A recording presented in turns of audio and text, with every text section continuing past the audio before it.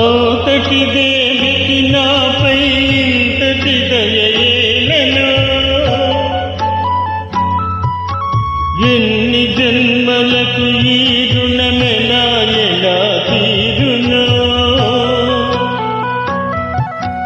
నీ చల్లని మదిలో